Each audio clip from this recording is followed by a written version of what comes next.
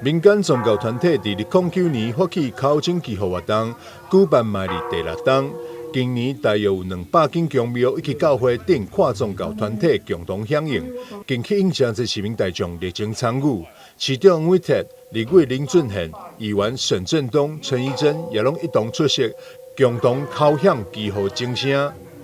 钟声响，二强三强，平安舒心，百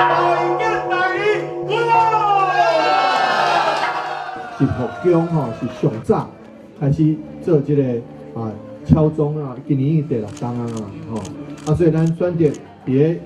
府城敲钟的第1间寺庙咱的祈福宫来做伙三甲斗阵是非常非常的欢喜。其实咱对去年开始到今年，有几啊百间的宫庙寺教堂教会以及其他的宗教的团体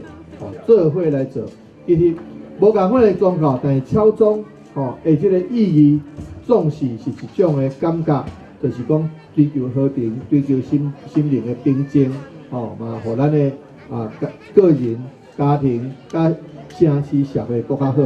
参与响应宗教团体包含天主教、基督教、佛教以及道教等跨宗教派别。市长委托感谢各宗教团体共同支持宗教优质化政策。这次跨年考证祈福活动，串联上百间宗教团体共享盛举，以钟声替代鞭炮声，为新的一冬祈求平安顺遂、福运满满。记者张秀伟采访报道。